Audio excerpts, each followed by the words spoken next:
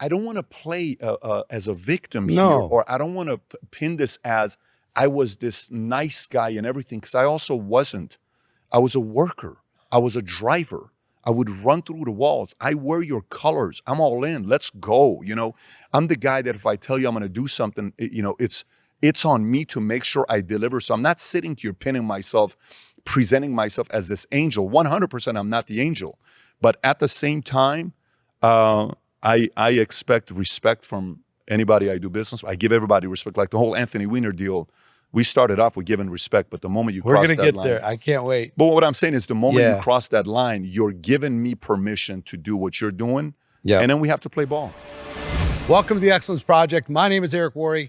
And in today's episode, you're going to hear from Patrick Bet-David, one of the most important voices in the world today. Thought leader, entrepreneur, business builder, visionary. We cover all kinds of topics in this conversation. I think you're going to find it very, very valuable. So with no further ado, let's jump right into my conversation with Patrick Bet-David. Patrick Bet-David, how you doing? Very good. How you doing? I'm doing good. Listen, this is something that I've been looking forward to for quite some time because you, my friend, are blowing up. All kinds of stuff. Everybody's talking about Patrick Bet-David. Everybody's talking about, did you hear that interview? Today's guest is Andrew Tate. Did you see that clip? Your reaction is already an answer. I know. Did you see on social, every place else? You're on everybody's mind, especially, I would say, in the last couple of years. I know it's been some time coming, but congratulations on all the success. You. Yes, I mean, I've known about you a lot longer than you've known about me. Because really? Your work is phenomenal work for many, many years. So I'm very aware of what you've done. You've contributed to a lot of people's lives positively. My friend, I appreciate that. When I reached out to your team and I said, hey, I don't know if you know who I am, and I got the message back, oh, no, we know what's going on. But let me give people just a little bit of background, just overview, right? 44 years old, born in Tehran, a Syrian background, yeah. Moved to U.S. at age 10, served in the military, 101st Airborne. That had to be interesting. Your husband, father of 4 kids, 2 girls, 2 boys, growing family. You founded the PHP agency in your 20s. Yes. In your 20s, a ballsy move to start an insurance company in your 20s. We want to talk about that. Author of Your Next 5 Moves, Master the Art of Business Strategy, which is an excellent book, by the way. Host of the PBD podcast, which is everywhere. Creator of Valuetainment, which is everywhere plus. You host this Vault conference, which you've done for how many years? 4 years now. 4 years. That's why you're here in Las Vegas, and able to stop by. Trainer, coach, consultant, you got investment businesses, and recently you became a minority owner of the New York Yankees. That's not like a symbolic thing. That's like a real thing. That's a real thing, and it's a dream, but it's a real thing. Yeah. So I'm sure I didn't encapsulate everything that's you, but I have consumed a lot of your content. I enjoy it. I think our values align. I think it's interesting, and I think you have a way of approaching topics that is more of a uniting way than it is a dividing way. You certainly have your opinions, but you give everybody a fair shake. I think you're kind of known for being fair. But one thing I want to start off with, you're a patriotic guy, very patriotic to the United States. Mm-hmm. I saw an interview with Gene Simmons that he did with Dan Rather once. And Dan Rather sat down and Gene Simmons talked about his absolute love for this country. Where does your patriotic nature come from? I'm curious. So for us, when I lived in Iran, I mean, we watched Rocky for I don't know how many times, translated in Farsi, by the way. And, the whole thing, the scene at the end when Rocky gives a speech, if he can change, if you can change, if I can change, anybody can change. And if I can change, Я думаю, что каждый тоже изменился and сегодня. you can change, Вы можете измениться. everybody can change. It was kind of a unified message. He was trying to bring Russia and US together to say, look, we don't need to have a war. We don't need to have this. Obviously, that wasn't a message, but it is indirectly the message. At the time when the movie came out, was fascinating. I watched that movie 100, 200 times. And so it was a dream always to come to US. When you lived in Iran, families either went to Spain, Europe, they either went to Australia, or they went to US, okay? So eventually, when Khomeini died, June 3rd, I want to say, of 89, 6 weeks later, my mom's like, we're done, we got to escape. We go to Germany. We lived in a refugee camp for a year and a half, and then we came to the States, 12 years old. Dream, absolute dream when we came here. And then I'm learning to see what America's really all about. You know, we go to Glendale High School 6 years, and I go to the Army. And while I'm at the Army, you know, we had either Memorial Day or 4th of July ceremony. There's 6,000 of us in the field. We're in South Carolina. And I'm watching some of these E9s, sergeant majors, or some of these, you know, colonels and lieutenant colonels, emotional. They're listening to the music. I'm like, why are these guys so emotional? What is this all about? And then I was curious. I wanted to be 18 Delta. I was recruited because I speak multiple languages, and I was going to go join the 5th group to be special forces. And then they said, before you do this, go interview with other special forces to see if this is a life you want or not. I did. I went and interviewed with them. And they said, do you ever want to have kids? Yes. Do you want to be married once? I said, I'd like to. How many kids do you want to have? A lot. Do you want to be in a stable situation, preferably? Life is hard. Marriage is hard. Kids are hard. The whole thing is hard. I'd like to have the odds be in my favor. Of course, life can happen to any one of us. You can't predict the future, but you want the odds. Then they said, this is not the life for you. You know, if you're going to do this, this is your wife. This is your kids. This is what you have to fully commit to. And then the more and more they told me the stories of what they did, the more the level of respect on what these guys have to do and the little amount of respect that they get. I mean, right now, a full-time employee for UPS, they just negotiated a contract, their union, the $31 billion contract FedEx is going through right now. So but they negotiate $31 billion where an average full-time driver for the UPS is going to make $101,000 per year, $49 an hour. Some of the drivers are going to make $175 per year. That's more than many engineers. But military doesn't make that kind of money. These are guys that have a job that are doing their part just for you and I to have this conversation and be free. And the brain is not consumed with war right now. You and I don't go to sleep worrying about, you know, are we going to get bombed? Did a plane cross the border? Are we going to get that alarm noise that's going to go out in the middle of the city where everybody has to go to a place that's sheltered, quiet? Is that what we have to do? You haven't even thought about that. You know, we met a couple of your coworkers here, your partners, and they're from Ukraine. And they say, where are you from? Ukraine. My brain automatically goes, boom. What is it like right now there? What are they thinking about? What are people in Russia thinking about? Sometimes we forget how lucky we are to live in the greatest country in the world, where I can still have the opinions, what people disagree with. I can still tell you what my opinions are. We can hash it out and debate. I'm still free. We have the greatest economical system in the world with capitalism. You can make as much money or as little money as you want to make. You can be any religion, freedom of assembly, especially a guy like you that's doing the biggest assemblies.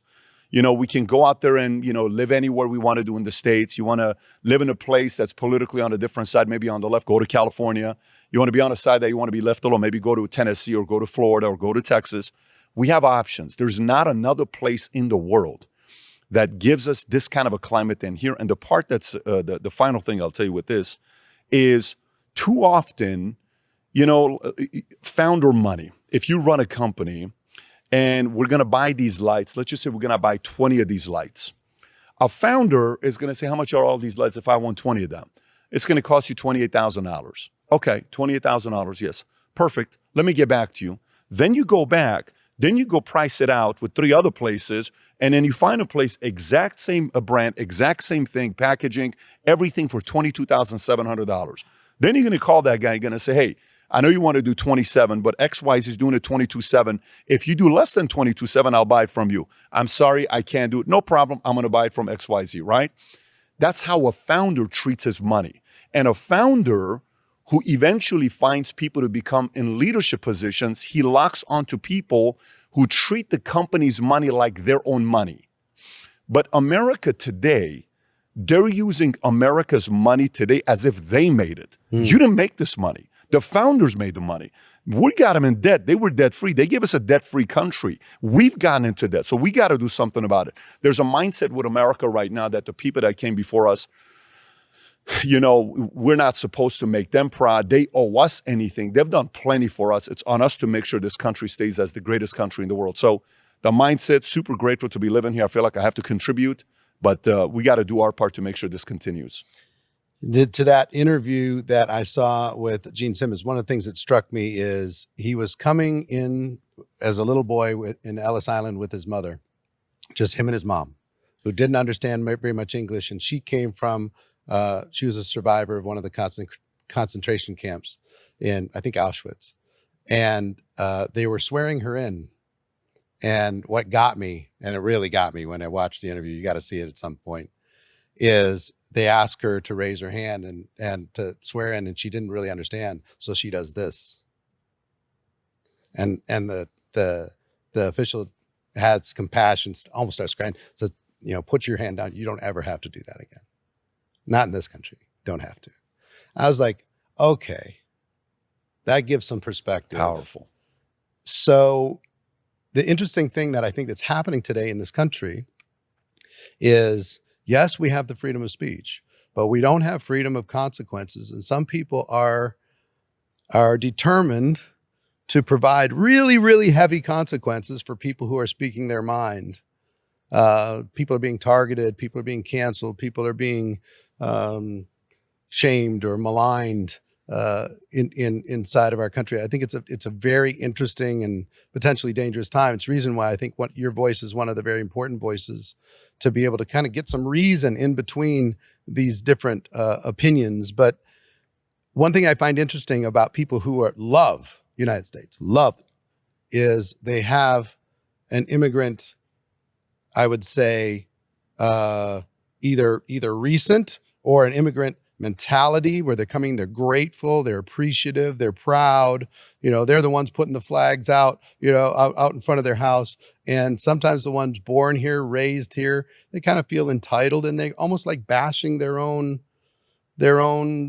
heritage, where they come from. Do you find that strange? Very much so. To me, I have a lot of respect for anybody that has a lot of respect for his heritage, for his whatever faith he is, family, last name, anybody that contributed towards him. I have a lot of respect for people like that. I don't have to agree with you politically, but I sit there and I say, you know what? Great. By the way, Bernie Sanders, okay, here's a guy that is a socialist, okay? Here's a guy that politically, him and I are on complete opposite ends politically when it comes down to most issues economically. But you know what I do respect? I respect the fact that he is a true believer of what he believes in. It's not an act. That's really who he is. And the election year, it's unfortunate that Hillary Clinton and others pushed him out, because it should have really been Bernie Sanders versus Trump. And quite frankly, I would have loved that, because it would have been the best debate of socialism versus capitalism, and the world needed to see that. We missed out on that opportunity. So to go back, it would have been a little bit scary, though. Because sometimes in certain parts of history, socialists rise up, and there's some unintended consequences from the free stuff. Yeah. So, it's funny, the guests that I bring in, I always tell everybody, if you hated my guest today, be patient. You're going to love the one next week. But if you love my guest this week, be patient. You're going to hate my guest next week, right? I think within a 2-week span, we had Alex Jones and Cenk on. Cenk was on for the second time. Alex was on the second time. The Alex community was so happy I had Alex on, but they hated when I had Cenk on. The Cenk community was so upset that I had Alex on.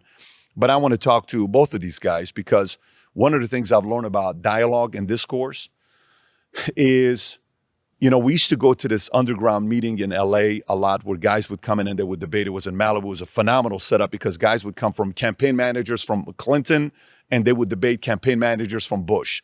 And you would sit there for 2 hours, and there's only 30, 40 of us. And they would go back and forth. That's when you guys made the mistake here. This is when you guys made the mistake here. And it was incredible for me, because I love debate. I think we need more debate, okay? The more debate we have, the best part of debate is whoever that thought they had the better ideas will be exposed the more they talk. We can sound good for the first 10 minutes, 20 minutes. You can give 2-minute liners that somebody else wrote to you to respond and say, here's what you say if they say this. Here's what you say they say that. But then if we do long format 2-3 hour podcasts, you have to talk 10, 15 minutes. So if you talk for 10, 15 minutes, there's nothing scarier, Eric. If you're somebody that, think about it this way, if you're somebody that you are formatted to fight in one way and respond in one way, and the format is 2 minutes, now you got 2 hours, and the host, you're the host interviewing me, the host doesn't say anything. You're now scared because you're like, can you please stop it? I'm talking too much. Tell me to stop. I'm explaining too much. And then all of a sudden, like, boom, there's your leak. Got it, bingo, you're out. So there's a hole in your argument. You can't say anything about it. Now we're out. So this whole minimum wage argument that they're talking about, hey, we should raise the minimum wage to $15. We should raise the minimum wage to $20. Guess who doesn't care if we raise the minimum wage? Amazon. Walmart doesn't care. And these companies don't care. Guess who does care? The small shop that's been passed down from generation to generation in the family for the last 8 years and 80 years in Kansas or in Oklahoma, that guy's going to sit there and say, babe, we can't afford to pay these guys $20 an hour.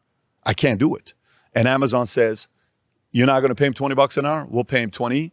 7 of your employees just left you. They came to us. Don't worry about it. You're out of business. The $22 million you were doing per year, the government just handed over to me. We support minimum wage. You guys are so noble. So when you look at some of these arguments and then you realize the leak in the arguments where you're like, okay, so you're doing $15 an hour. Why don't you go $50 an hour? Why are you so cheap? If you really care about them, go $100 an hour. Why are you so cheap only offering them $15? What makes you think that's it? So there is the back and forth with the debates, but going back to what you're saying with, what's happened with America, I think it's very natural. The whole saying about, good times bring this, but there's another saying that every father and son goes through three different phases. First phase, the son idolizes father. Second phase, the son demonizes father. Okay, I don't know if you have kids. I think demonizes the father. And then the third phase is what? The son finally humanizes the father and says, you know what? He ain't perfect. Neither am I. I'm making mistakes. Now I understand what he went through. Let me give him a call. Let me understand this. We have this understanding of trying to make America or the founding fathers be perfect. And then all of a sudden you realize you're not perfect. And hopefully enough people come to their senses to realize, man, I don't know if I could have done what these guys did. Thank you to them. Yeah. I think in this whole conversation, the thing I appreciate, I think there's basically three voices, at least in my orbit, my mental awareness in United States today. Joe Rogan is one that's willing to talk about everything from every angle. Bill Maher has shown some courage with his audience to be able to talk about, bring people on that are going to really make his natural audience mad. And yourself, you've kind of entered that conversation. And I'm sure there's others, but maybe I'm just not aware of them. I love the ability and the willingness to talk and discuss and be civil, right? Be civil in this whole thing. I want to talk about capitalism just real quick. Why are you a capitalist? I get to dictate the life I want to build, whether big or small. I'm left alone to build my life to my standards. If I want it to be simple, great. If I want it to be big, great. I remember one time we recruited an agent and we're doing his business plan. One of our guys in the office doing the guy's business plan. He gets his insurance license. In the business plan, questions asked, why are you doing this? He says, well, on my job, I make $50,000 a year. The only reason I became an insurance agent is because I want to make enough money to buy the $30,000 Harley Davidson I want to buy. We're like, what else do you have in place? He says, no, my life is good. Well, do you not want a bigger house? No.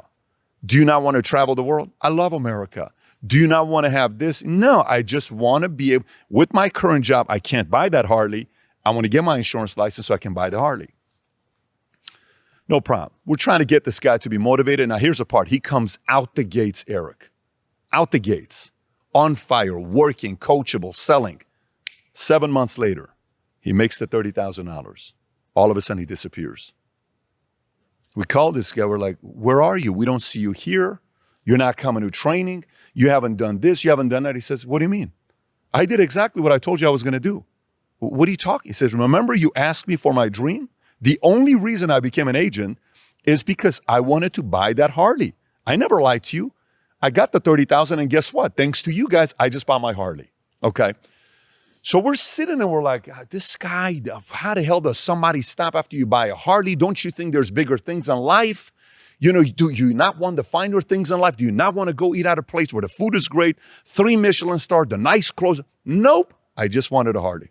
Guess what? You know what capitalism says? No problem. No problem. Capitalism worked for you. It allowed you to get that Harley that you wanted. Now let's go to the complete opposite side. Think about a guy, they sell a company, he owns 15% of it or so. He gets $180 million. Out of the $180 million, he puts, I want to say, $100 million into SpaceX. He puts $70 million into a company called Tesla. And he puts $10 million into the solar company, right? The next thing you know, his net worth is $300 billion, okay? He's dated the most beautiful woman in the world. I don't know how many kids he's got. I think he's at 10 right now, 8 or 10. He's got a lot of kids.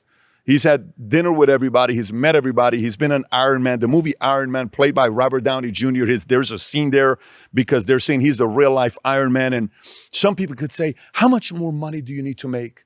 You know, and Joe and I one day were having dinner, and Joe's like, you know, I was talking to Elon the other day, and he was looking at houses in Austin. And Elon tells Joe, he says, hey, Joe, do you know houses in Austin are so expensive? I'm like, wait a minute, what? He says, this guy's worth $300 billion. But still in his mind is like, why is it worth so much money? And he lives in a boxable place that he bought from the company. I think they're even Nevada-based, right down the street from you guys. But capitalism allows him to go be the richest man in America. And capitalism allows the other guy to just go buy Harley Davidson because that was his dream. There is no limits. You pick and choose. And the other part I love about capitalism, I would say personally, I love competition, Eric. I don't know why. I just love competition. What kind of competition? I don't care what kind of competition it is. It could be competition on who can do the most push-ups. It can be who can do the most pull-ups. It can be who sprints the fastest. One night, we're in Encino in this building, I want to say 6345 Balboa Boulevard. It's 03. It's right out of corner of Victory and Balboa. The people that see this, if you remember that building, there was about 15 people there that would remember this. I'm in a suit. One of the coaches comes out. He's 40 years old. I'm 23 at the time. Super cocky, okay? And he says, I can whoop any of you right now in racing, da-da-da-da. Anybody, I can whoop all you 20-year-olds. So I'm like, there's no way this is going to happen. We have to at least find out about this. We go in the back of the parking lot. And I said, okay, I got a suit on. I take my jacket off. I take my tie off. I'm like, I'm going to run. I said, I'm going to take my business shoes off. I take my business shoes off. I just have black socks. So I said, which car you want to race to? We pick a car. It's all the way down. It's like 100 yards or something. Let's race to that car. Great. Ready? We line up, stretch a little bit. Boom. Go. We run. We're right next to each other, right next to each other, right next to each other, right next to each other. And all of a sudden, boom, I take off, right? And I feel like I'm the Middle Eastern Usain Bolt. And I'm just going. Boom. I beat him. And I'm so proud of myself that I beat him. Except I'm noticing that there's a lot of heat under my feet. My feet, it's on fire. I'm like, why does it feel this way? I look back, my entire socks and skin. If you know this visual, I'm trying to give you an exciting visual here. It's all the way back. I couldn't walk for 2 weeks. Oh, okay. my Lord. It couldn't walk for 2 weeks. Still worth the feeling. Still worth the feeling. I'm telling the story 20 years later. Let me tell you, it was an incredible feeling. But you know what the moral of the story is? The desire to compete is a very unique feeling where it's fun to find out if you really are good at it or not. I'm in the Army and I'm fighting these guys. I've never done organized fighting, nothing. I'm just a big guy and I think I know how to fight. There's 200 of us. I'm in the middle. We're fighting. I'm going against this guy, that guy, this guy, that guy. A couple of the big guys, we're going at it. It's a good fight. He wins once. I win once. And then this 130-pound kid shows up. And he said, hey, but David, let me try you. I said, man, I don't want to hurt you, bro. It's not fair. You know, it's fine. He said, no, let me just try you. I said, no, I'm not doing it. I said, just give me a shot. If you hurt me, it's fine. Macho, big ego, tough guy. I come from the streets of LA. I'm like, here's who I am. Within 6 seconds, I'm on my back. And I'm tapping out. I'm like, you got to stop. I don't know what you're doing. I said, what's the matter with you? He said, what do you mean? I said, how do you know how to do this stuff? He said, well, I was a state champion in Florida. I said, you should have told me this before we started fighting, right? So you start realizing, I can't compete in this area. Mm-hmm. I can't compete in that area. I can't compete here. Capitalism, specifically on the business side, a lot of people can win 1 year. You can do well 5 years. You can even kill it for 10 years. It's going to take about 20, 30 years to see if you can hang. And the bigger players, they don't go 1, 5, 10 years. They go for 20, 30 years. And you know what happens? They look back and they say, wow, what happened to that guy? Man, I thought he was so formidable. Well, he slowed down 11 years ago. Don't worry about him. He got his Harley. He got his Harley. But the Harley was a $10 million home on the water in Newport, and he was happy. But then you see a couple other guys that were not as talented, but they just weren't stopping, and they were big thinkers, and they're right next to you, and you say, so you're a pretty big thinker, huh? Yeah. When you stopping? Can't tell you. It's like another 10 years we got to go, right? There's a part about this gamesmanship that if you enjoy it. Let me ask you a question about that. Should there be any guardrails on capitalism? I saw some content you put out recently that there's 2-3 companies that are absolutely bigfooting most of the corporations in Fortune 500, having radical influence. Should there be any guardrails, or can some person, if they have enough ambition, gobble it all up? Define guardrails. If you're saying guardrails are monopoly laws, yes. Should Apple own 58% of the phone business? No, they shouldn't. It's not good, the fact that I'm easily converting everybody into iPhone. It's the easiest way to baptize anybody into an iPhone, because all you say is, you're a green person when I text you. Knock it off. I'm not going to put you in my group text unless if you're blue. You know what? Let me convert. Right. And then they've created so many different ways where you need iPhone, the music, the iTunes, that. There's so many things. They almost need to use a smartphone, but that's not good for capitalism. It's a monopoly law. Yeah, but also the influence on politics and BlackRock having influence on all these different companies. That's a different all those one. Different things. But it starts with capitalism, right? But it does start with capitalism, but capitalism has monopoly laws. The monopoly laws are so one doesn't have so much power to be able to manipulate, control, and decide whatever price point they want to sell any product at. That's why we have monopoly laws, okay? For example, here's a question for you. Eric, what phone do you use? iPhone. iPhone? Do you know how much the phone is today? No idea. Okay, because you don't care when you think about it. Okay, at what price point would you care? Would you pay $5,000 for an iPhone? Sure. You don't want Tim Cook to see this because he may get some ideas. Would you pay $10,000 for it? We'd have to start thinking now, but probably. Probably. Me too. Me too. Would you pay $15,000 for it? It would depend on the competition. It would depend on, but let's just say there's nothing. It's just Droid as the competition. Then I still would. You would still do iPhone? Yeah. Would you do 20? I don't know. Do you see where this question is going? Yeah. I don't know. But where I'm going with this question is, if they're the only product out there that has this kind of control, what happens if all of a sudden next year they say it's $4,000? Right. $5,000. What are we going to do now? So there is that part where if there's no competition, there's monopoly laws not being implemented. Like right now, Apple hasn't experienced the monopoly laws to go after them because people are afraid to go after Apple. Right. Okay. We'll give you another one. If you talk about ESG with what, to me, you know, I ran a poll yesterday, and the poll was the 4 questions I asked. I said, who has the most long-term power in America? The U.S. president, State Street, Vanguard, and BlackRock. That's the ESG folks, Larry Fink. Then number 3, I said virtual governments, which is Twitter, Facebook, YouTube, Google, all those guys. And then number 4, I think I may have put Congress or DOJ. One of those guys is what I put. Okay. 66% was ESG folks, Larry Fink, BlackRock, all those guys. Why? When you look at the way they did it with their institutional, they're using other people's money. It's of course not their money. It's not a $10 trillion company. It's $10 trillion of people's money that they've collected under BlackRock, but they choose how that money's being invested, and they'll say this money's going here. That money's going here. Most people's money is not voting power money. You just gave them the money to trust what they're going to do with the money. So guess what? The top 3 out of 4 shareholders in Raytheon is either State Street, Vanguard, and BlackRock. Okay, Boeing is the same. General Dynamics is the same. Northrop Grumman is the same. 3 out of 4. So let me get this straight. 3 out of 4 companies that make weapons of mass destruction, they are the 3 out of 4 shareholders. Yes. Hollywood, what they're doing to control how you can get an Oscar now, if you don't meet these guidelines of requirements of people from underrepresented communities, you cannot be nominated for an Oscar. That means no movie that ever won an Oscar would have ever won an Oscar on today's guidelines. Yeah, but we have to be concerned because we don't have enough Middle Easterns in a movie. We don't have enough blacks. We don't have enough LGBTQ. We don't have enough disabled people in movies. That's their guidelines if you go read it. A third of them need to be that. That doesn't make any sense to me when I think about movies. But watch what happens here.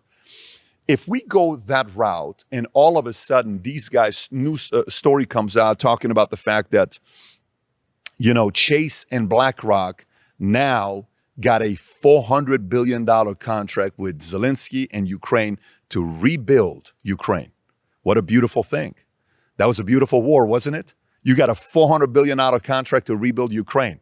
What a great business model. More wars, more money. So we can go back and talk about this aspect of what these guys do. So my concern politically, if somebody ran, you got to figure out a way to break these guys apart. They can't have the kind of control that they have right now to go out there and enforcing people that if you don't do this, X, Y, Z is going to happen to you. I think that's a big concern. I'm not a fan of money in politics from companies. They just passed a law. I don't know if you've seen how much money was raised in elections historically. If you go back from Carter all the way down to the last one, do you know it's been growing like this, and then they passed a law where corporations pretty much have an open checkbook on how much money to give a PAC or a candidate. Do you know Biden, there was $4 billion for that election. It's more than the previous three combined. Let me say this again. The Biden-Trump, they raised more money just for that election to eliminate Trump, more money than what was raised for Trump-Hillary, Obama-Romney, and Obama-McCain nearly combined. So those types of things to keep money out of politics, crony capitalism, lobbyists, I'm not a fan of that. But, try getting that passed to be a bill to be passed. A lot of guys want to be able to buy politicians. Hopefully that we can swing the pendulum back. Hopefully you're going to be part of that conversation, at least to raise the awareness and have the conversation. Maybe more people start looking at it. Let's talk about what we can control. Let's. Entrepreneurship. Do you think entrepreneurs are born or created? Both, but to me, it's more at what level. For example, to me, a kid starting a lemonade stand is an entrepreneur. But there's levels to the game, right? You talk networking, right? And building teams. Can anybody build a team? Of course anybody can build a team, but can anybody build a team that's sustainable, built on the right values where the leaders are loyal to them and they're willing to run through the wall and at the same time is systematic based on a script, based on a certain set of protocols you follow where you're fast starting people properly and first you do this, then you do this, then you do that, and somebody's watching you saying, I can do what he just did. Okay, let me go do this tomorrow. I've seen 7 of these presentations you've done. I can duplicate that. So there's levels to the game, right? There's levels to a set like this. If you see this 3D set that you built here, there's levels to the game. Somebody could have a small little set that they built. Anybody can do a podcast, but building a set like this, well, this is a bigger level you got to get to build something like this. So I think it's all about levels. When you talk about competing, for example, we have a lot of presidential candidates right now running. Okay, some of them you look at and you say, I want to have dinner with that guy and I want to go to Greenwich with that guy and go travel to Europe with that guy and go watch a game with that guy. But he's not deep enough when it comes down to policies. He just can't talk depth in policies. He's talking a lot of, low-level issues. He can't go 7 layers down because that's not his play. He's always gone along with charm. And you can be a certain congressman or a senate or maybe a mayor or maybe a council, maybe governor, but you can't be a president. President's a completely different ballgame, right? So there are levels to the game. Then you got some candidates today that know policies better than anybody else. They're lawyer, they're jacked up, they're, background, they've been around SEALs, they've been governors, they've been Congress, but they don't know what to do when this light's on, when the camera's on. They don't know how to deliver the message to the average person. They don't know how to connect with that person. Someone's watching this right now at their house, and it's a regular person making $28 an hour. They got a regular life. They're dealing with issues with spouse. Kid got caught smoking weed, suspended for a day. They went home, and mom is not doing well health-wise. They're down to the last $13,000 in the bank. They don't know how they're going to make it. Husband's worried the company just laid off 200 people. What if it happens to them? These are real-life things that they're going through. That person has no clue how to connect with this guy. If you don't know how to connect with that person, you're not going to get that vote. So can anybody be an entrepreneur? 100%. Can you and I take somebody that's making 50 grand a year as a business and help them make $250,000, help them make $1 million, help them make $1.5 million, $2 million? Sure. But once we're no longer there, can that person continue to 2 million, 3 million, 5 million, 10 million, 100 million? You don't know. This is why the best part about entrepreneurship And capitalism is, I got 4 kids. And with 4 kids, I got an 11, 9, 7, 2-year-old, okay? And I watch these guys as fire and interest. My son wants to watch a documentary on the plane that went missing. You know, the plane in Malaysia that went missing, there's a whole documentary. My 9-year-old could care less if that plane went missing. My 9-year-old wants to watch Man in the Arena. My 9-year-old wants to watch Captain with Jeter or Last Dance or, you know, these documentaries, right? My daughter wants to watch stuff with Barbie and cartoons and different things. So one day we get this book by Thomas Sowell. And if you've never read Thomas Sowell, you obviously know who Thomas Sowell is, but some of the people who don't, maybe one of the greatest economists of all time, second to probably Milton Friedman, and you can put Adam Smith, Wealth of Nations there. Thomas Sowell, you get on Thomas Sowell on YouTube, you watch any clips, you're gone for 2-3 hours just watching what this man has to say. Book is sitting on the table. My oldest son picks it up. And he's just reading it. He reads probably 400 books a year. He does more than one a day, so he's just a reader, right? Reads. He just finished Beautiful Hands by Ben Carson. He read 7 Habits of Highly Effective Teens. He's read books. His library is so much. We went to Barnes & Noble the other day. I couldn't leave for an hour. He picked up 40 books and he wants to read them. He finished them 3 on the first day when we got back. We lost them for 3-4 hours. That's what happens to this kid. So he reads a Thomas Sowell book, and then he comes back. He says, Daddy, you have to go out and sell something. I'm sorry? I have to go out and sell something. Now, I haven't told him to go sell something. I got to go sell something. You got to sell something. Yes. Okay. What do you want to sell? I don't know, but I have to go make money. Okay. Go. Do what you got to do. Go in the community. Knock on doors. Okay. So he goes, starts knocking on doors. He's back an hour later, sweating. What happened? Everybody said they have nothing for me to make money with. I said, so what do you want to do? He said, I'm going to go back first thing in the morning tomorrow. Great. Before church, Sunday, gets up, goes, starts knocking on doors. So then his 9-year-old brother says, I'll join you. His 7-year-old sister says, I'll join you too. They go on a door, they knock. Then a lady, a 65-year-old lady from our community calls saying, are these 3 your kids? I said, yes. What happened? Did they do something? No. They want to find a way to make money, and I need somebody to walk my dogs. Are you okay if I train your sons and your daughter to walk my dog? No problem. Go for it. Hour and a half later, they're walking this lady's dog. They come back. He made $20. I've told him for every $1 you make, I'll match it. So they made 40. I said, since you're the CEO of the company, what do you want to do with this money? He says, Daddy, I think because I'm the CEO, I should get paid the most money. I said, okay, fine. Give yourself the most money. He says, who you want to pay second? He says, I think the best employee of the company was my brother, Dylan. So he gets paid $15 and my sister gets paid $10 or whatever the number was. I said, why did she get paid $10? She says, because the lady fell in love with her. Without her, we probably wouldn't have gone to business. So she's like the, biz dev She's person, the marketing, right? Yeah, blue-eyed marketing. That's right. She's the marketer. But you know what happened to these guys? There was a day, I took the book, I framed them. I took the first $20, framed it. I took the 3 pictures, I framed it on a thing that I have. And I said, guys, this is more important to me than you, but you guys got to realize what just happened right now. For the rest of your life, you are never going to starve. You can always go back to this and realize how you made money. That's an entrepreneur to me. So is Musk. Anything in between it, we got to find out how big that person thinks. Were you always an entrepreneur in your mind? Were you always kind of hungry, looking for stuff to be able to grow and build? Or were you thinking like, I'm going to do military, I'm going to go work for somebody else? And then there was a switch that flipped. I think it's more, I got what I wanted through words, exchange, work, charm. I got what I wanted. This doesn't mean I always got what I wanted, but that my mindset was, I want this, I'm going to get it. Yeah. And how I'm going to get it, I don't know. Okay.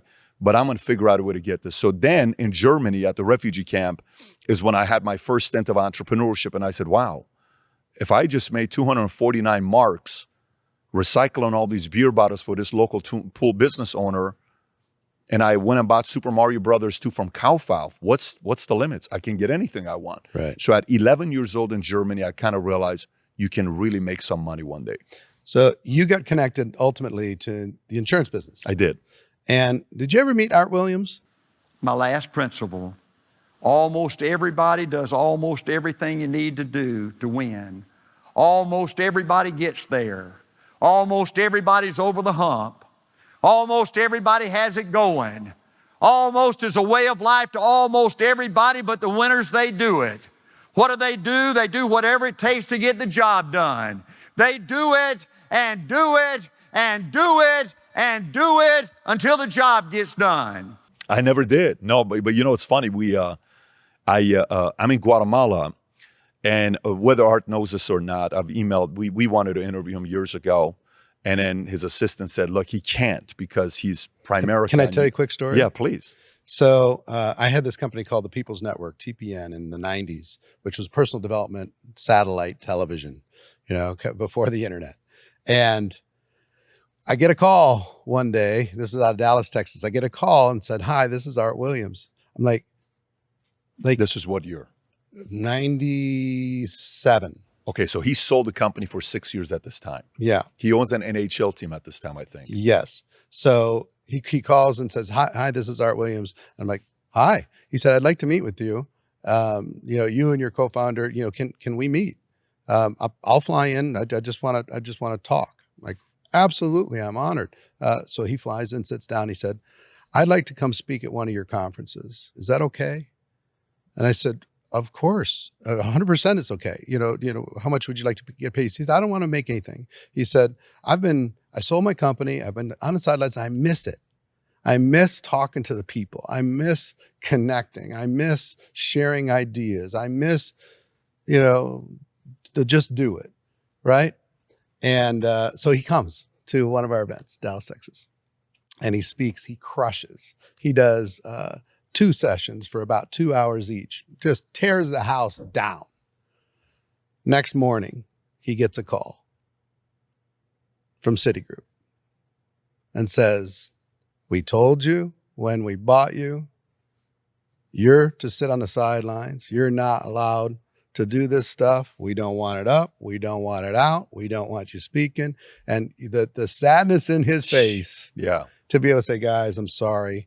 And like, we were sorry. I felt so sorry for him because, he had all the money, but he missed being a part of the game. So, in some of your exits, partial exits, full exits, whatever you've done, I'm glad you weren't silenced in the conversation, because it was sad to be able to watch that, because I think the guy was an absolute giant. I think he's the GOAT of this space. Art Williams, to me, life-changing. I probably listened to his leaders in charge. He had these tapes I would listen to, and it wasn't Just Do It. In the Obviously, book, Just all Do It you is can the do greatest. is all you can do. All you can do is all you can do is enough, but all you can do is, of course, Just Do It, the Blue Book. And he had a whole different, he had a couples book with Angela, and he had, anyways, I've met with Dick Kennard, who was his wife's sister's husband. I wanted to learn a lot about this man. Well, one day I'm in Guatemala, and I took one of my guys, Leo Lopez. His wife was Patty. His dream was to Guatemala and give Bibles away to churches in Guatemala. We went. A new church was being built in Guatemala, massive. I think opening day, John Maxwell was there. And we're in Guatemala City, a bunch of volcanoes around you. We went to Tikal, we went to Grande Agua, we went to Puerto Barrios, Livingston. We had an incredible time. And the entire time while I'm there, the reason why I remember this is because I finished the book Coach while in Guatemala. And that copy of Coach I have till today. Tom is sitting somewhere here in the audience. Tom knows whenever I'm reading Coach, he knows where the mind is at with Art Williams, because that book has got things written in it all over the place. But no, to me, Art is one of a kind. He indirectly changed my life, even though I've never met him. I like his style as a leader. I like his style as a man. And I learned a lot about how he sold, what to do and what not to do. He comes from the lineage of when they bought it with Sandy Wild. This is back in the days when Jamie Dimon was still there, when Jamie didn't want to give the promotion to Sandy's daughter and he got fired. So Sandy had a reputation. I'm kind of aware of what happened behind closed doors, but he's the GOAT in my eyes. Yeah. So you're in the insurance business. I just wanted to ask that because in that business, buy term and invest the difference, He's the guy. the whole strategy. So at some point in your 20s, you say, "You know what? I'm working for this company. Maybe I can do this bigger. Maybe I can do this better. Maybe I can do this on my own." So for whatever reason, you decide, "I'm going to go start my own company." What gives you the balls in your 20s to say, "I'm going to go start my own insurance company"? Yeah, so I don't like to be disrespected and I don't like to be bullied. That's all it took. So that's what happened. Yes. So you had somebody try to Bigfoot you? Yeah, 2 people.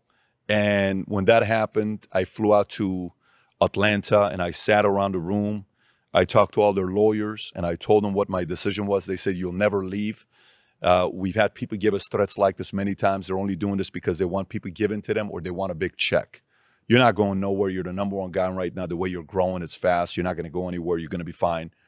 And they thought I was bluffing.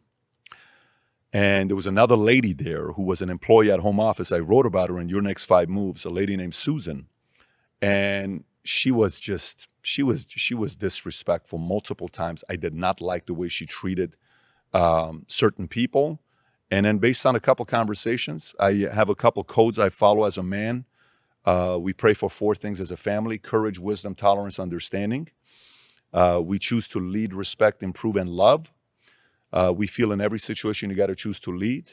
Your saving grace long-term is to choose to improve in every situation you can. Respect everybody. You can learn from something everybody's got to offer. And I love people because everyone's dealing with something. The last one's very hard to do, but you got to love people.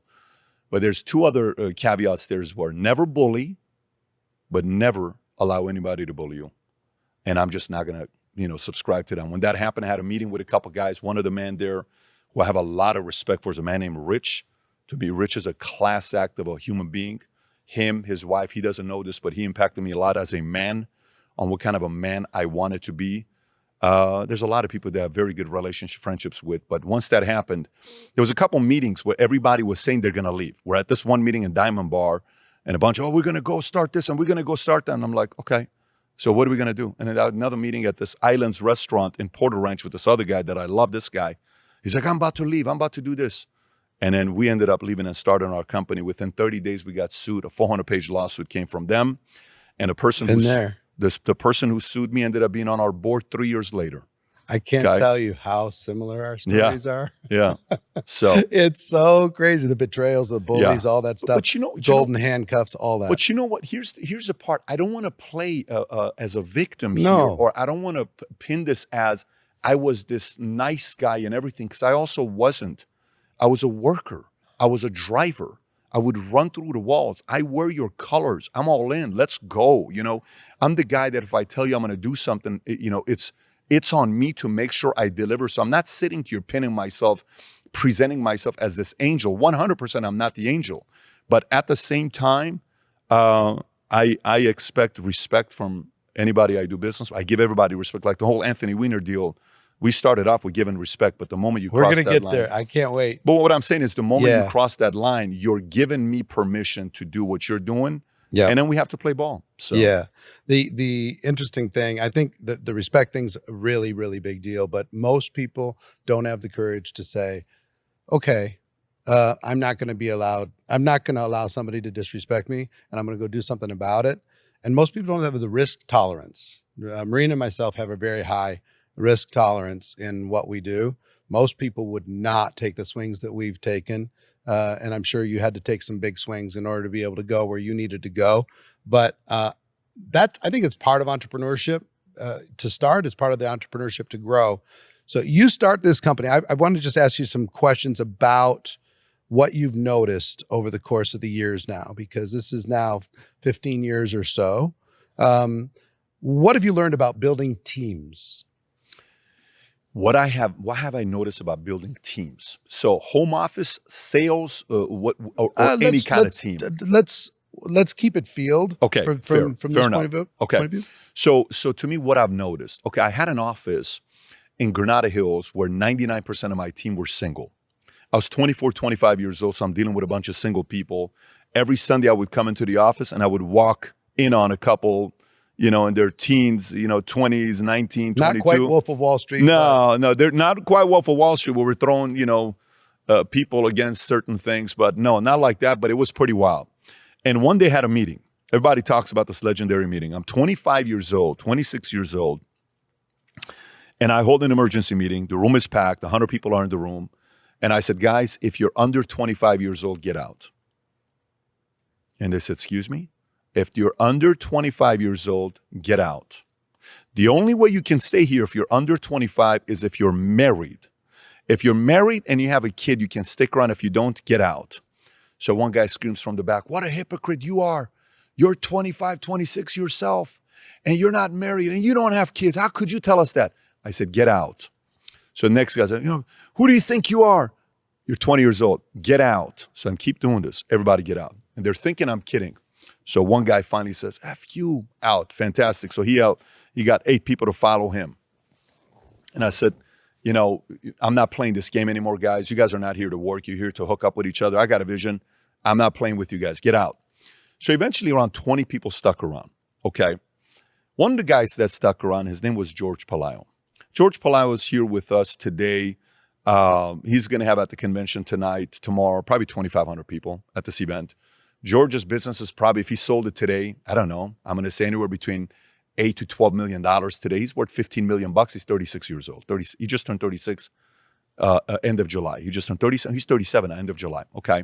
He's got a beautiful wife, beautiful kid, George Jr. They live in a beautiful home in Austin. His family's around him, very happy. He is the exception of the rule who made it. He was this close of not making it because he would get distracted all the time. So what eventually I did is I figured out whoever has the least amount of distractions and the highest amount of drive is worthy of me putting my time into them. So typically, if you're single, you have to do something Friday and Saturday night. It's very hard to tell a single person, let's go to church on Sundays. Because he may go to church with you on Sunday, but it's only he's going because he went to a different church on Saturday, right? So these are 2 different types of churches. One, you're going there to say, I apologize for the sins I committed last night at the club in Hollywood, right? So least amount of distractions, highest amount of fire. Fire is when you want to fight for somebody else and yourself. So mom, dad, kids, wife, husband, you know, you got a chip. I love when you got a chip. There's somebody that offended you, somebody that disrespected you, somebody that broke up with you, somebody that fired you. You can't create that enough. I'm writing a book right now that we just finished. It's coming out. Penguins, you know, it's going to be Penguins, the top business book they're coming out with in December 5th. The whole CEO, everybody's behind it, but we're excited about it. The title of the book is called Choose Your Enemies Wisely. Choose Your Enemies Wisely, Business Planning for the Audacious Few is what this book is about. So I love when somebody has a real enemy. If you don't have a real enemy, I can't really push you. I can't challenge you. If the enemies are fake, if there's stuff that's just weak, not going to move you. So if you're married with kids, high fire drive, low level of distractions, that's a person I want to work with. And then there were certain people that you coach one-on-one. There were certain people you coach 1-on-5, smaller group setting. There are certain people that are just, you coach generally with an audience. You don't put a lot of one-on-one time into them. You're general. You're part of the audience. The one-on-one people are your running mates that are going to be the face. The top earners in the company. I met the husband and wife. I met Matt 15 years ago. My pastor told me, you got to meet this guy named Matt Sapala. He's like you, except he's Filipino. He wanted him to be the junior pastor of the church. In the same year, the pastor Dudley Rutherford introduced me to 2 people. One is Matt Sapala, and he introduced me to Tom Ellsworth. Tom Ellsworth becomes my business partner and the president of the insurance company. He's a tech and technology guy. Matt brings his wife in 2015, him and Sheena. They become the top earners. I think we've paid them shy of $15 million the last 8 years, the last 9 years, something like that. They've done very well for themselves. They got a family, kids, the whole 9, solid. Low distractions. Matt's a super good-looking guy. Sheena's extremely attractive, but they're very focused with the work that they're doing. So that is the part I learned with the team building side. We have another couple, Rodolfo and Ceci Vargas. I remember one time I was watching this guy. He comes up to me in D.C., and he says, hey, Pat, you know, I just want to let you know, I'm going to go back to El Salvador, marry my wife. I'm going to come back, and I'm going to be one of your biggest guys. I'm like, you don't speak good English. Like, we have a disclaimer for you. Please don't use the word focus because you're from El Salvador with a bad accent. When you say focus, people think you're cursing everybody out. Like, he wouldn't say focus. He would say, the way to win in life, you have to focus. And I'm like, don't say that again, bro. That's offensive. You know, some people are not understanding what you're saying. Yeah. So, but anyways, he now has done very well for himself. So, but it's the least amount of distractions typically. Yeah.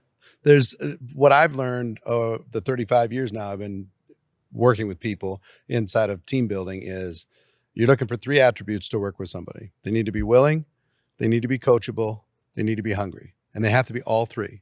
If they're not all 3, they're not worth your time, group time with the rest of them. But willing, coachable, and hungry, you can take them as far as they need to go. You don't have to have background experience, anything else. All of that builds the fire, gets rid of the distractions, everything else. That's what's worked for me. What would you say is your business, your entrepreneurial superpower? What is the one thing that like separates you? Is it vision? Is it your ability to see things? Is it ability to take action quickly? What is it that separates you from other people that have not done what you've done? I don't know, reading people, and I know not in the reading people like, Avengers, like what's that one, the show, whatever it's called. But understanding like, where this person is at, and maybe this guy is just right now needs a friend. You sit down and talk, what's going on? You good? Everything good? Yeah. You look like you're dealing with something. So I don't recognize you working this way. And then he finally tells you what's he done. Okay, cool. So that's what's been holding you up. I said, what are we doing with this, right? And you kind of try to overcome it, and then boom, they go. And then sometimes a guy that's being cocky, arrogant, you need to have a different kind of a conversation. So maybe timing of what conversation to have with the individual, that they need to hear that message. That could be one. But I'm a vision guy. Yeah, that's what I was I'm just a vision gonna say. guy. I'm a 100% vision guy. From an outside point of view, you took the cap off your vision, where most people would say, oh, that seems unrealistic. You're willing to go unrealistic. I'm a vision guy. Yeah, big. Yeah. What drives you? I mean, is it doubters? Is it shit talkers? Is it competition? Is it... There's levels to it, right? Like, somebody offended my dad in front of me at a Christmas party. That's driving me till today. I've made a promise to my dad, the world's going to know your last name. And I told him that when I was 26, 25 at that Christmas party. I said, they're going to have to kill me. They're going to know your last name. These people have no clue what you've done. And I've been lazy, clubbing, partying, being too distracted with other things in my life. It's game over. I came back from that one Christmas party on the way this man offended my dad. And it's a man I like. It was a family member, but he offended my dad in front of me.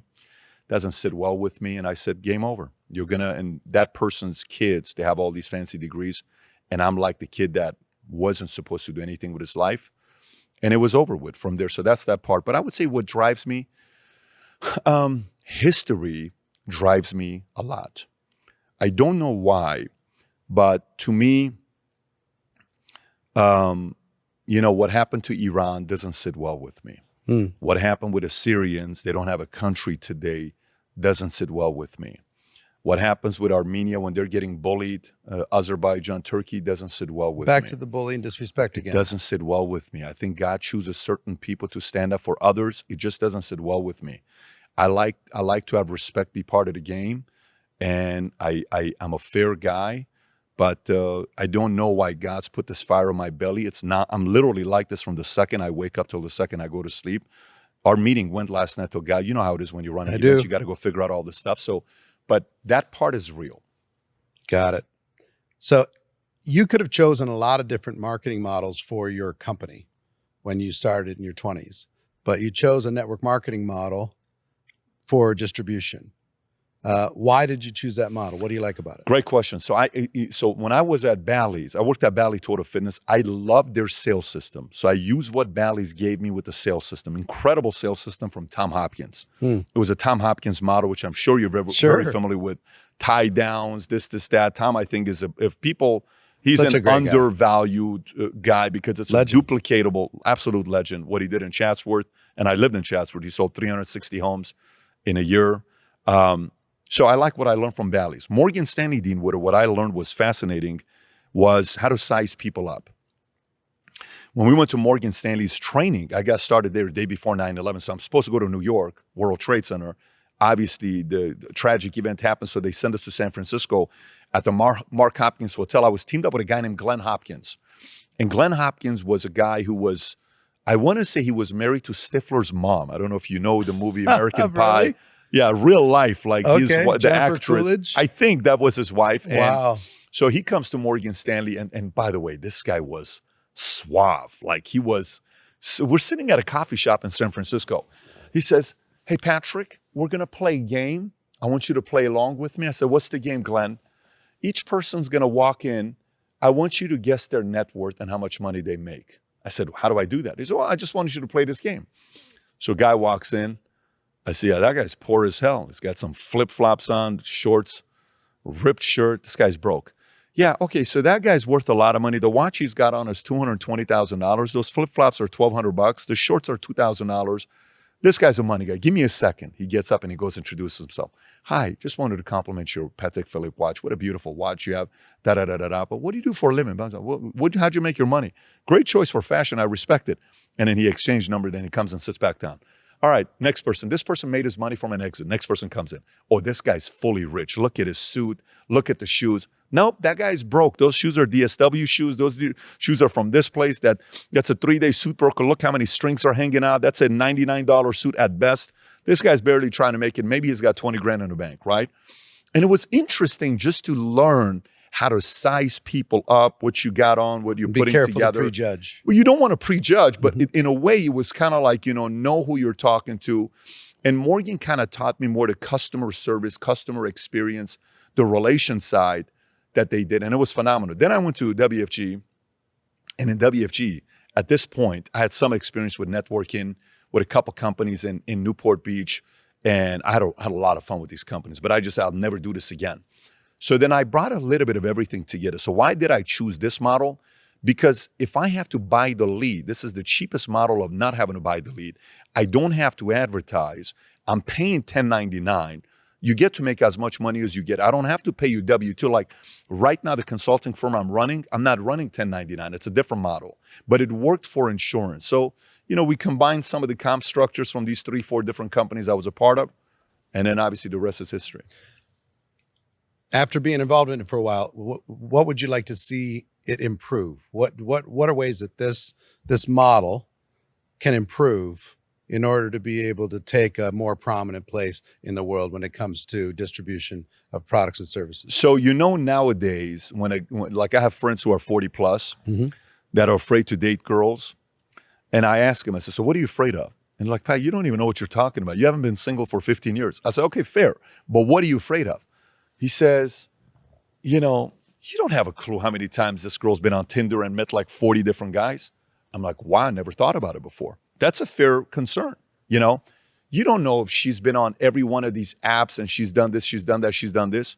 How do you find that out? There's no way to find that nowadays. You don't know how many times somebody slid in their DMs and you got to realize, I don't know what slid in your DMs is. I wrote a message to my wife on MySpace, if you remember MySpace. Like that's, what was your theme song? Mine was I put a hip hop rap song. Hers was Let the Drummer Kick, but mine was like a rap song I put. It's probably Ain't No Future in the Front, and I don't even know if you know that song. But so I'm like, okay, interesting. I don't know this part of the world, but very good concerns. The challenge with the guys that build in the 80s, and I'm talking the Excel guys or the, whichever those Herbalife guys, the Mark Hughes, I think that was his name. Some of these guys on what they built. It's you're going to a phone booth, you're paying. It's a different life. You're driving, you have to do VHS tapes. Watch this VHS tape for an hour and a half. So you're back at the truck at 200 VHS tapes and you're going on dropping. Hey, I'm going to come back and pick it up. When are you going to watch it? Did you watch it? I got to give it to the next guy. This thing is really hot. It's popping. Then it goes to DVD. Did you watch the DVD? To now it's YouTube videos, DM. A guy goes from this company to this company to this company. So there's so many people in the business that have slept around with 50 different companies. They're like Tinder guys. So that's how I kind of look at them, right? So to me, the same way, when a guy would come up to me and I would say, yeah, I was in New York Life and I was in Farmers and then I was in State Farm and I was in Primerica and but you know what? You're the guy I want to work with. I'm like, no, I'm going to be the next one. You're going to quit this as well. You're going from company to company to company. So the challenge with today's is, you can't find a lot of, I know this is going to sound weird, a lot of virgin networkers. Yeah. They've been around the block too much. So now if you can't find them, and maybe a part of it is on how you're leading them, that could be your offer to the public, because why should someone work with you is the first question you have to ask yourself. What do you offer? Forget about the company. What do you offer? Are you great on three-ways? Are you great on calls? Are you a guy that's accessible? Can I get a hold of you at 11 o'clock at night? Are you hard to get a hold of? Are you a big shot? Are you this guy that's like driving your Ferrari and nobody can get close to you? There's so many different things that you can offer today to have the edge. But at the same time, it's so much easier to leave you today. So retention is going to be way harder today to keep up. You're going to be exposed if you're not a good leader today versus 30 years ago. They didn't have a lot of choices. They kind of had to stay with you. In the insurance space, there was not a lot of insurance companies to go to recruit. There was only one. Right. in the 80s. It was A.L. Williams. Right. Yeah, Larry Weidel and some of these other guys, but Art had it. And then came options. So now today there's a lot of options. So, So building your culture, and also, I mean, people can date, but don't be a player. You know, they might date this company and, you know, get their feet wet. I dated. Didn't work out. Yeah, they totally. get disrespected. Totally get it. And then they find their long-term home. They sink their roots But if deep. you're with 20, that's a problem. If Yeah. you're with 20, that's a problem. I heard that you only accept 4 speaking events a year. Is that true? I only accept 4 speaking events. per year. And you accepted ours, GoPro, in December. Yes, Why would you grace us with the one of the 4? Because I know you're very busy. because your book has impacted our guys positively. This is one way of me giving back to you. You've done incredible work. Are you kidding me? No. When that book came out, and I'm talking GoPros, is what I'm talking about. And your style, when our guys would come and watch your style, you know, this is a good style. It's a good style with this business. It's smooth. It's Jim Rohn. It's likable. It's I want to be around. It's, you know, replacing a father figure that maybe a guy didn't have, versus some of the styles is not my style. There's ways to gamify and try to fool them. That's not my style. And there's a lot of different courses being sold. I just liked your style of teaching and doing what you were doing. And I said, look, Mario called, and Mario's like, Pat, this is Eric Worre. Yep. I said, great. I said, let's make something work here. And then obviously we're doing it. Yeah. Do you know how many copies that book sold? Almost 5 million now. Oh, I believe you. It just keeps going. And I going believe and you. going. I've got to get up more books. Are you a big reader? Massive. Yeah. Give me a few books that influenced you as an entrepreneur in your life. You want the weird ones, or you want the usual suspects? Give me what's an iconic one that's just like, okay, or a handful. It doesn't have to be one. Okay, so I would say Hypomanic Edge, because it's not a famous book. Hypomanic Edge made me realize it's okay that I'm wired the way I am. Hypomanic will kind of give you an idea of how the individuals are, what they've built. It talks about craziness in business and massive success, something like that. It's an older book. I like Barbarians to Bureaucrats, written by Lawrence Miller. It's an older book. Good luck finding it. But he talks about the evolution of every society that they go through, with the prophet to barbarian to builder, explorer, administrator to bureaucrat, aristocrat, and then a sinner just comes to save that society. Fantastic book. I would put 33 Strategies of War by my good friend Robert Greene. Phenomenal book. Highly, highly recommend it. Blue Ocean Strategy on how to separate yourself from the marketplace. If you really want to figure out a way to separate yourself from everybody else, you got to read Blue Ocean. I would give a new one. That's, if we want to go back, of course, Laws of Success. I can go Psycho-Cybernetics, Power versus Force. I can give you all of that. That stuff is, in its place. But one that I just read that I recommend everybody reading is Unreasonable Hospitality by Will Guidara. Will Guidara ran the #1 restaurant in the world called 11 Madison out of New York, which I'm sure you've been to. If you haven't, it's the place to go to. But Will Guidara's book, it's a yellow cover, Unreasonable Hospitality. Good luck putting that book down. It's incredible. Wow. I have a gift for you. Marina, are you around? Can you grab that? You probably already have this, but if you don't, it's one that I think all entrepreneurs should have. I saw a tour of your house, which reminded me of it. You got it? So save the cigars. I'll give him the cigars later, but give him the other one. Oh, you got to be kidding me. So I have 2 of these. This is one of them, the first edition, Atlas Shrugged. Amazing. Yeah. Do you have a first edition of it? So you want the crazy story of this? Sure. So in 2010 or 11, Tom and I are at an event in Nashville, Tennessee, where Cuban is speaking. And I asked Cuban, what's the book that impacted your life? He says, Atlas Shrugged. When I interviewed him at the end, I gave him a first print, first edition. But here's what's crazy. I don't have one myself. Well, now you do. So I appreciate you for giving me this. This is a big deal. My son, the 11-year-old, just finished this book 2 months ago. Really? On his own. Yeah, he just finished this book 2 months ago. 1,100-page novel. That Powerful tells me a lot book. about Thank you your for son. this. I appreciate it. You're very, very welcome. Let's pivot into your brand, because I find this fascinating. And also, a little annoying. And I'll tell you why it's annoying. I was building in the field, doing what I was doing. 2008, I start paying attention to social media. This looks like it's going to be a thing. I start asking around who's doing stuff on social. Gary Vaynerchuk's name comes up. He's doing wine tasting out of New Jersey, getting big views, like 80,000 views a day. I'm like, what in the world? So I get on a plane. I pay him for a couple hours of his time.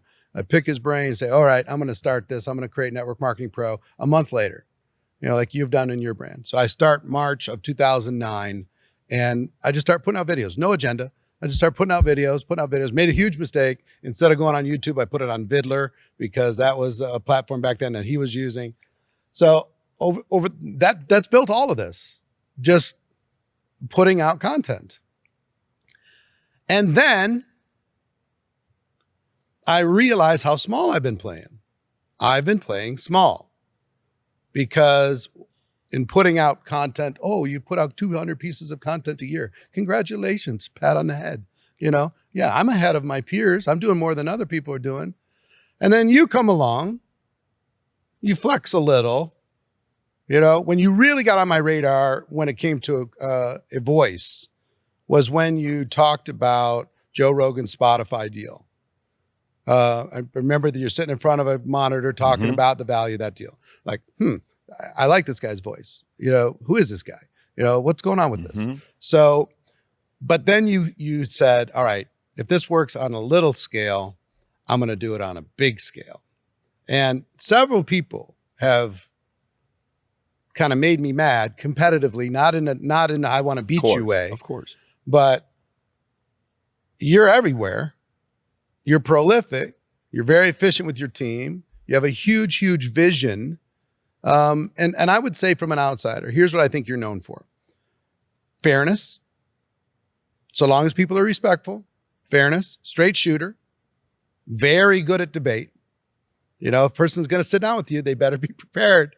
Like, I'm willing to debate you on anything network marketing, and everything outside of that, we're just going to have casual conversation because I'm not going to be really I'm going to probably go along with some of it. I'd maybe ask some questions or whatever. You're not afraid of controversy because I've had different discussions with different thought leaders, and do I divide my audience with my belief system? I'm afraid that half of my team or whatever is going to be mad at me if I talk about certain aspects of things. You're not afraid of that controversy. You're afraid of planting different ideas in people's minds, even in conversation, which I am still struggling with trying to figure out where's that line for me of exactly how to do that. So that had to be thought through, or at least evolved over the course of you creating content. I've seen the evolution of your content, which is now world-class. You're like a real, it's clear you decided to become a real media company. With the controversial stuff, are you ever worried about getting canceled, getting targeted, getting knocked off platforms, having somebody like, carpet bomb your YouTube channel, or like one of your guys got canceled on Telegram, right? From the Andrew Tate interview, or got his account messed up. Who's that? Didn't. Oh, you're talking about Andrew. You're talking about Adam Sosnick. Yes. Yeah, he had an issue that happened with him. Yes. So the question is if I'm comfortable with controversy. Yeah. Yeah, very comfortable. So let's talk about the risk and the threat, because that was methodical and that was thought of, because the whole book I wrote, Your Next 5 Moves, we really put out a 15-move plan on what to do this. Mario Aguilar is somewhere around here. I don't know where he's sitting. Mario was the idea that he came out and said, Pat, I think it's a good idea you start creating content. And I said, great. Our first show we did was called 2 Minutes with Pat. And it was on a phone. And I would say something motivational for 2 minutes and we'd put it up. And we did that for about 2 years. It was 1 episode a week. 2 years later, we're blowing up. We got a couple thousand subscribers. We're thinking on top of the world. But my family still doesn't watch. My employees, my team doesn't watch. Nobody knows what the hell is going on with this 2 Minutes with Pat. And then gradually we evolve into business only and entrepreneurship. And then we go to 100,000 subs. And at this point, I have partnerships. Some good things are happening, but we're still a small YouTube channel. And then all of a sudden I would do videos and I would suddenly go to politics. And Mario would say, Pat, you told me not to let you talk about politics. You're talking about politics. I'm like, Mario, I'm not talking about politics. He says, Pat, I'm telling you, that's politics. Watch the video. Shit, it is kind of politics. Okay, let's do it a different way. I'm going to give a different analogy. Okay, so think about when, and then we'd cut it, right? And we'd go to a completely different thing. And then I kept doing this. Eventually, I'm like, listen, I'm going to have to separate the two channels. So I have Valuetainment as one channel. I have PBD Podcast. Valuetainment, I would do mob interviews, business interviews, content around CIA, FBI, whatever. That's what I'm doing. Money, and this is good. It's doing its thing. But here, I started doing politics. And our first live we did on PBD Podcast, we had 57 people watching us. So it's not like it was a big podcast. When was that? This is when COVID started. So whatever COVID is, April of 2020 is when we started PBD Podcast, okay? And see, I've been doing this. This is my annoyance. I've been doing this 14 years. You've been doing it 3 years, and you're smoking me. So, I will say why, though. I want you to know I'm coming. But you know what? If you want real feedback, I'll give you real feedback on why. So to us, when we do the content part, here's what you have to think about. If you go back and you think about my history, PHP was started with the vision saving America by bringing back the free enterprise system and hope to American families. This was prompted by a meeting I had in Miramar Hotel Santa Monica where George Will was the speaker, and it was a Claremont Institute event.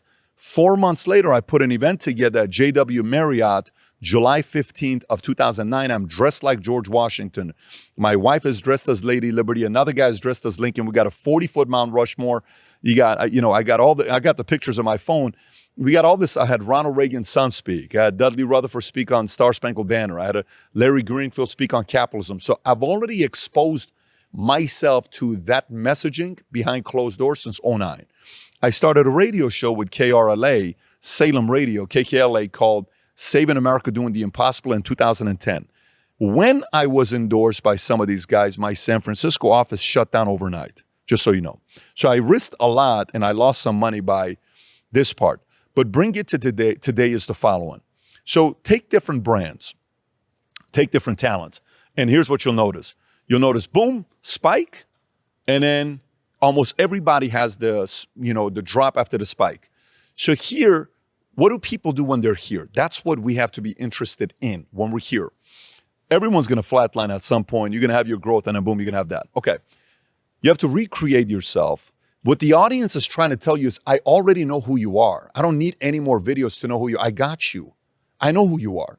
So if you look at anybody in the past 10 years, there's a lot of bigger guys that are flatlining right now that the audience, I don't need to watch another video. Trust me, I know exactly what you're all about. But if you look at Joe, what Joe did, and if you look at some of these guys, Joe, fear factor, marijuana should be legal, boom. Aliens, okay, so you got CIA, FBI, boom. You got John F. Kennedy assassination, you got, UFC fighting, boom. You got COVID, boom. And then boom, he's the guy, gets $200-300 million from Spotify, and he's the Joe is the number one podcast in 94 different countries on Spotify. Joe, okay? And he has the number 2 most female listeners on Spotify. Female listeners on Spotify. So what did Joe do? Joe can talk politics. Joe will talk, Joe won't talk business. He's not going to talk business. Joe's not going to talk NBA. He's not a sports guy. He'll talk archery. He'll talk shooting. UFC. He'll talk UFC and school people with UFC because he's so good at it. So you have to get on a board and write out topics and how many layers deep you can go on these topics. The more topics you can go deeper on, the more audience you're going to find. The less topics you can go deeper on, your audience is limited. So either you have to choose to obsess yourself over 3-4 new topics you're interested in, to go read every book on that, every paper on that, to go 7 layers deep and start talking about it, and that audience is going to show up. So it's not an easy thing to do, and there's a risk involved too, but you got to recreate yourself and figure out how many topics you can go deep on. In the actual mechanics of it, do you have a target of how many pieces of content you're putting out a week on all platforms or a month? I don't know that we have a number that we hit. I'll give you the system. So each PBD podcast produces anywhere between 5 to 8 clips. Mm-hmm. The best clips of PBD podcast will be distributed on Valuetainment. The second best clips will be distributed on VTSC, Valuetainment Short Clips. Valuetainment today has 4.6 million subscribers. Valuetainment Short Clips has around 530,000 subscribers. So now this goes with all our other shows that we do as well. Then the best clips gets cut up and goes into PBD Podcast Instagram, PBD Podcast Twitter. And then some of the ones, the best one will also go on Valuetainment Instagram and TikTok. So that distributes it. Then the best clips go on Facebook, PBD Facebook, Valuetainment Facebook, and those fly as well.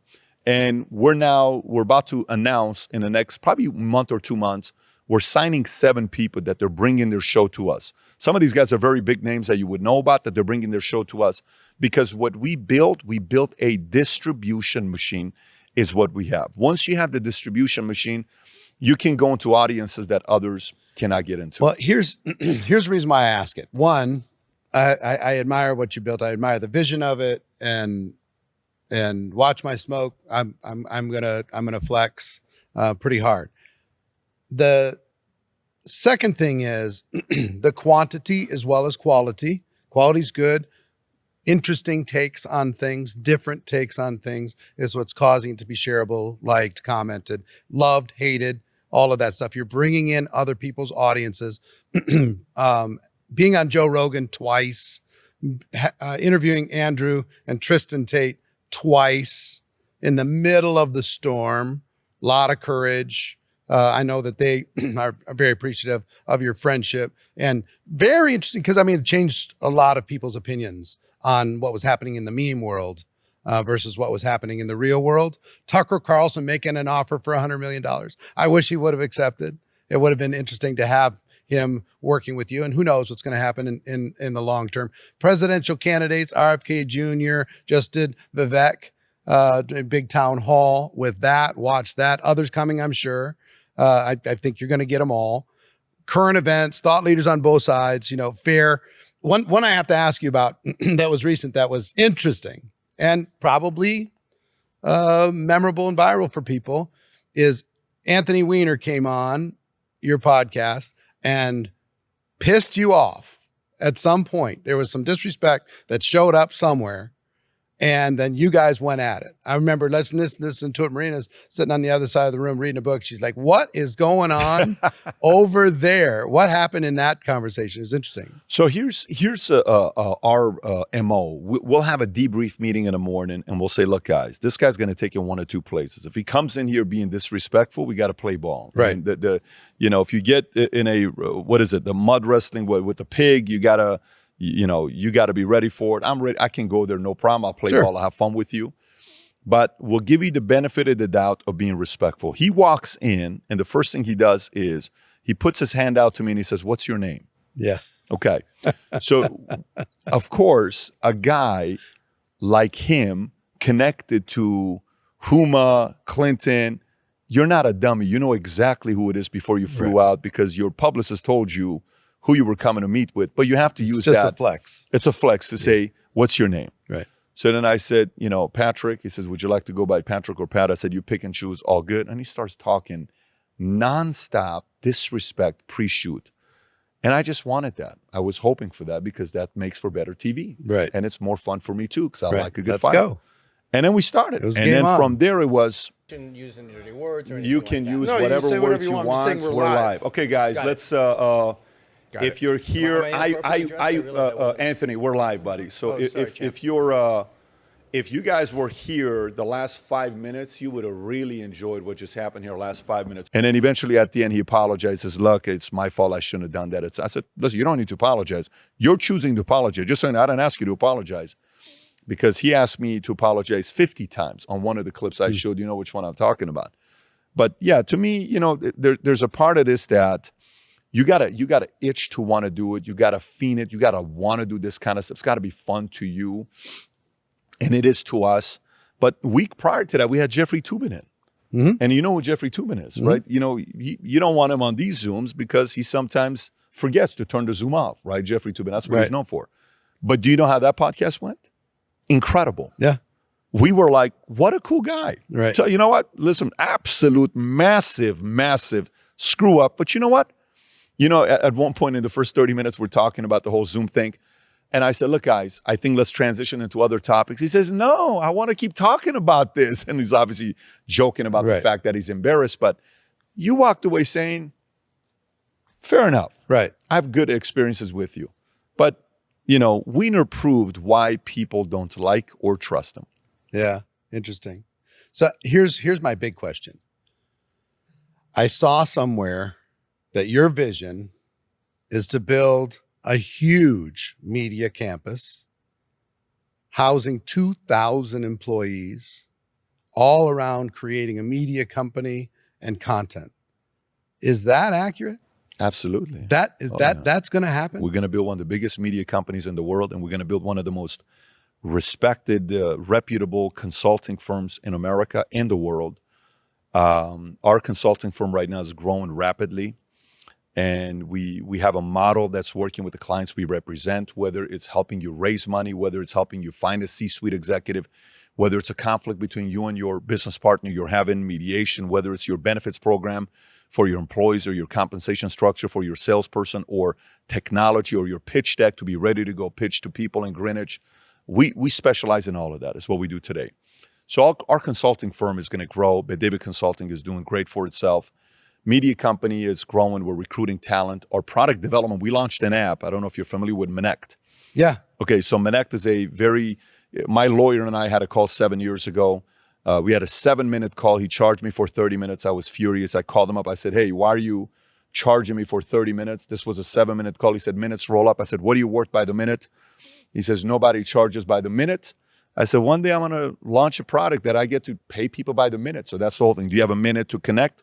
Let's connect. So I'm able to respond back to DMs, and I pay you $200 for respond back on DM versus on Instagram. You're not getting paid and you don't have time to get back to anybody. Or I can respond back in a video, or we can do a FaceTime and you pay me by the minute. And experts are on there. You can go talk to anybody. I think we paid a couple of our experts between $10,000 to $90,000 last month on Minect. And so that's the product development side. This drink here, Vault drink, is a drink that I'm drinking. It's something that we developed. It's a brain drink. By the way, this is now launched, so people can't buy this right now. This is going to be launched in a month. But anything that we're going to have on the product development side is products that we would buy ourselves.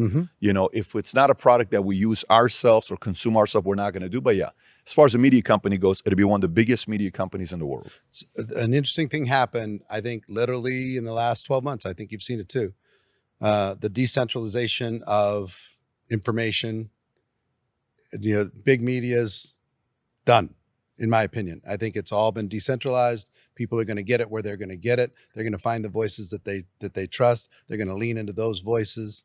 And if they lose that trust, they'll find somebody else that they trust, but they're not going to be going through a filter, some big corporate filter that's dealing with ads every 6 minutes, you know, on traditional television, et cetera. It's amazing what's happened with it. You ever going to run for office? I'm not born here. So I didn't say president. no, I'm not interested for anything less. Really? No, I don't. What if they change the law? I would entertain it. And I think I would make a very fair, a very good president if they change the law. I know people that were connected very closely with Arnold Schwarzenegger, and there were lots of discussions about what would need to happen.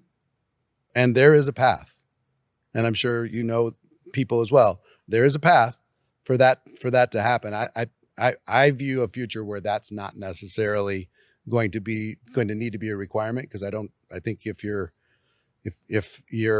a patriotic citizen of this country, and you'd be a good leader, I don't see why, if you're born on this side of the border or that side of the border, makes a difference. But I hope you do at some point. You're a young man. It's sure better than 80. 81's not looking so good right now. I mean, I think the whole world's getting nervous as far as what's going on the top end of things.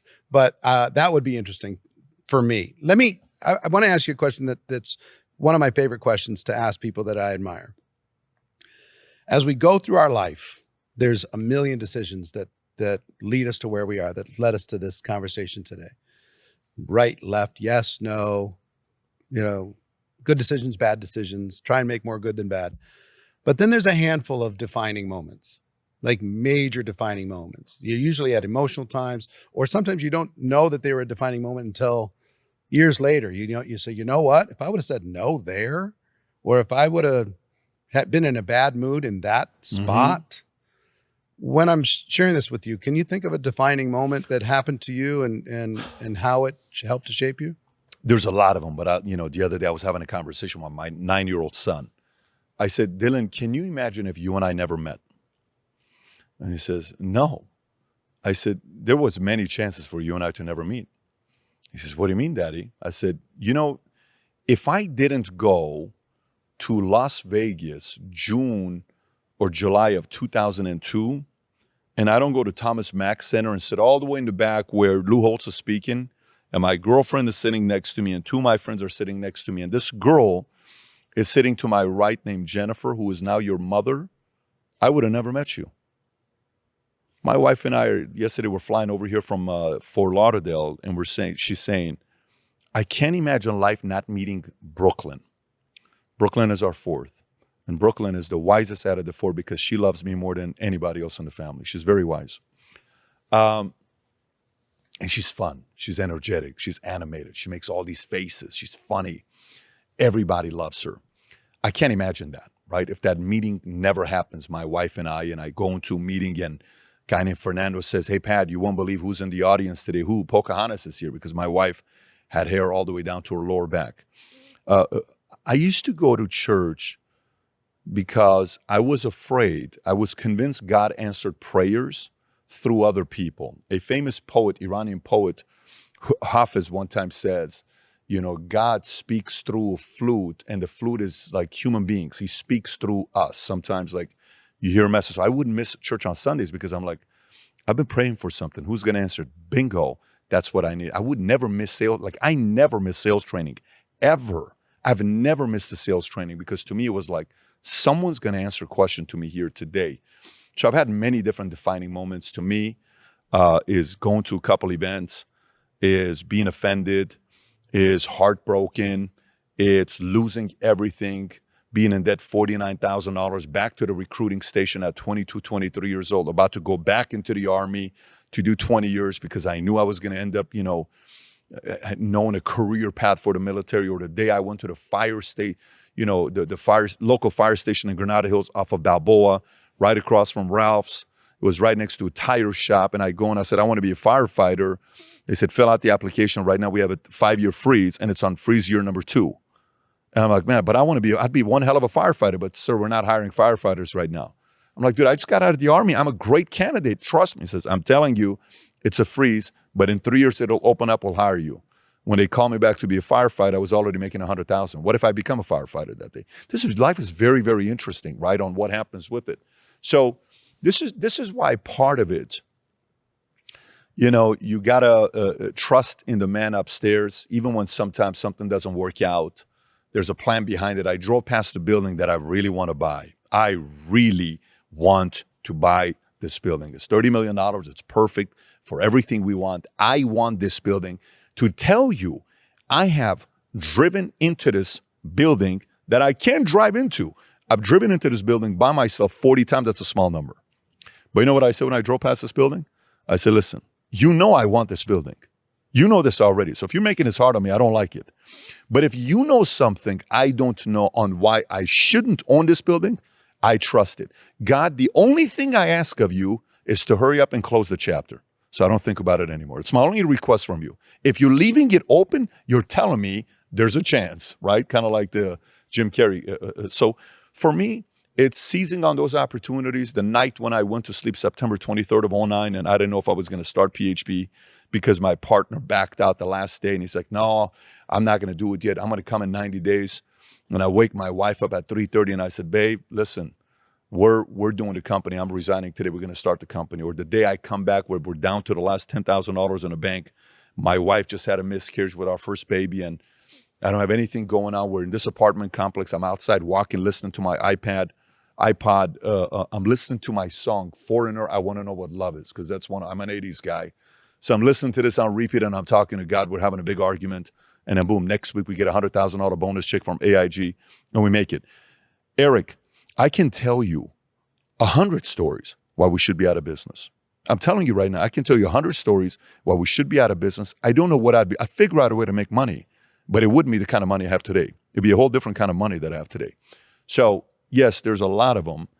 And at the end of the day, what I do have a lot of trust in is I'm going to come through. I'm going to work my butt off. If I tell you I'm going to do something, it hurts me if I don't come through. And that mentality of pushing the envelope over the years has got me in trouble, but it's served me well 100 times more than it's got me in trouble. So anybody bets against you, I think, is going to be making a huge mistake. One last question.